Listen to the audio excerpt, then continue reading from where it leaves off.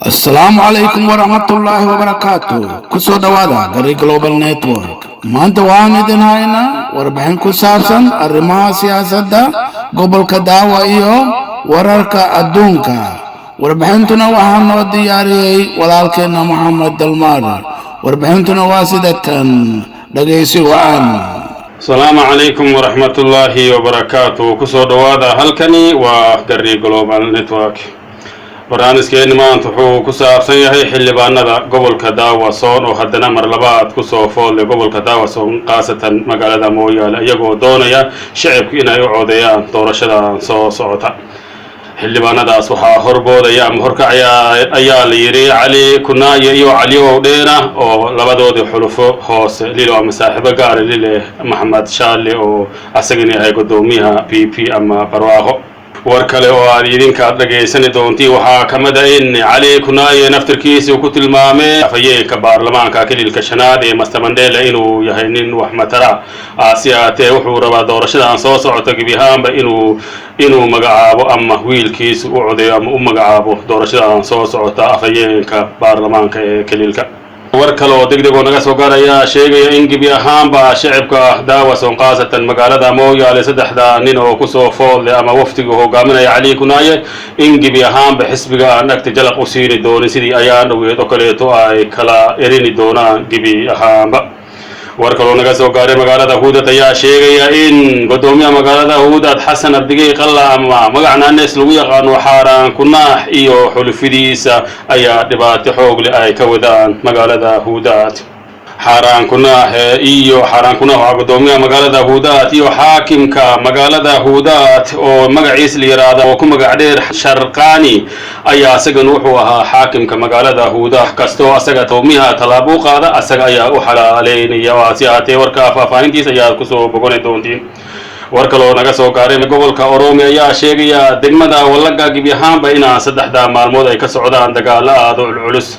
dagaaladaas ayaa la sheegay in ay u dhaxeeyaan maleeshooyinka Oromada iyo ciidanka Liu Haile oo Xabashida ay ka amar qaataan in ku-xigeenka Prime Minister Damakey Makonnen ayaa caawinaya magacan ka siinaya in ay gibi ahaanba ay gobolka Oromia degmada Wallaga ay dadkii saddexda maalmood ay aad u gumaadayaan war kale oo naga soo gaaray dalka Kenya ayaa sheegaya in COVID-19 ku korusi kacay ilaa hadda laanta caafimaadka Kenya ayaa la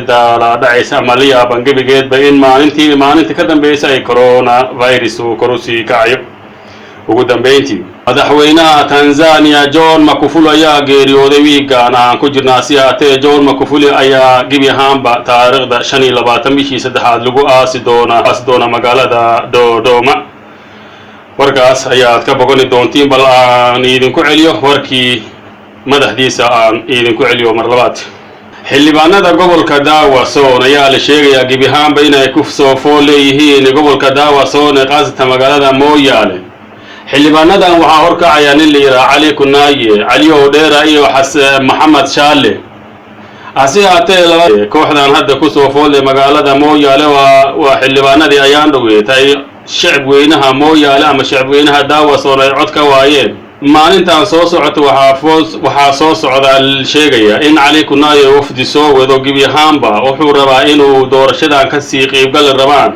war kale oo war hoosaad oo naga soo gaaray ayaa sheegaya in Maxamed Shaale waa gudoomiyaha PP gibi ahaanba labada nin la shiray Cali Kunaaye iyo Cali Owdheera labada nin ayaa ku saxeexi doona Mubaarak wixii ka hooseeyo dhanba ilaa Yubiga Cali Kunaaye ayaa u tilmaamay ama ayaa afkiisa ku hadlay oo ka sheegay ama ku tilmaamay afayeenka baarlamaanka ee Master Mandela inuu yahay nin wax matara Cali Kunaaye ayaa hadda ku sii diyaar garoobaya ama u oleeleynaya wiilkiisa inuu u bedelo ama saaro meesha hadda afayeenka ahaa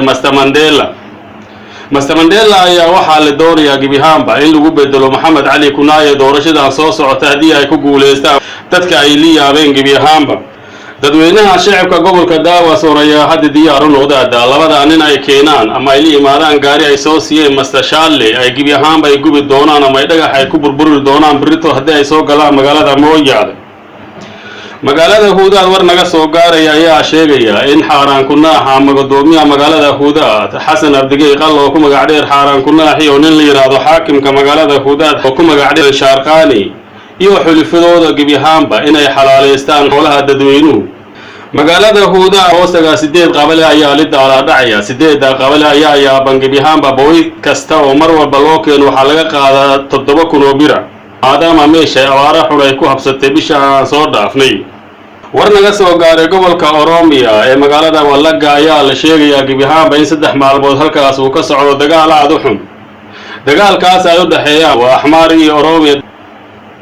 war kale oo naga soo gaaraya magaalada Nairobi dalka Kenya ayaa sheegaya cudurka COVID-19 inuu kursi dhaafay laanta caafimaadka ee dalka Kenya ayaa la daaladhacaysa gebi ahaanba maalinta ugu dambeysay oo coronavirus ee kursi ka kacay dalka Kenya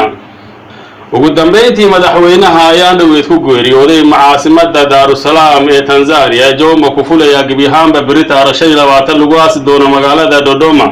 Jomo Magufuli ayaa intuu xilliga haayo gebi ahaanba beenay oo daaqada ka tuuray cudurkan safareyka ee COVID-19 oo cudur been oo aan waxba jirin oo dadka waaweyn ay sii waleegayaan hase haatee cudurkaas ayuu ku dhintay ayaan dhaweyd warkii aad kala socoteen Garri Global Network wixii maanta dalkii dibadda naga soo gaaray waa naga intaas tani barnaamijkeena dambe waxaan idinkaga tegaynaa sida iyo nabadgelyo waxdan ba dhibaato dukawigayno maalka yagi la dhacayo dhalanka yagi la dilayo dhiiga yaga la qubay waxdan ba dhibaato dukawigayno maalka yagi la dhacayo dhalanka yagi la dilayo dhiiga yaga la qubay عادل يسمو دغدغاد يغيو واني دعنتي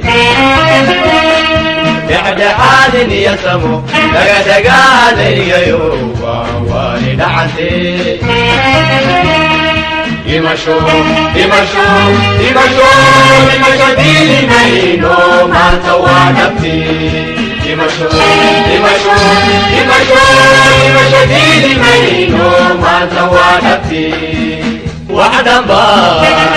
أواغنو ناداتي وايو دولك يغي لبويو داك يغنى ديل حبلو لدعي وعدا با أواغنو ناداتي وايو دولك يغي لبويو داك يغنى ديل حبلو لدعي نبتردي يا أبيقا إيبو دورا مينو واني دعتي نبتردي يا أبيقا إيبو دورا مينو واني دعتي لمشو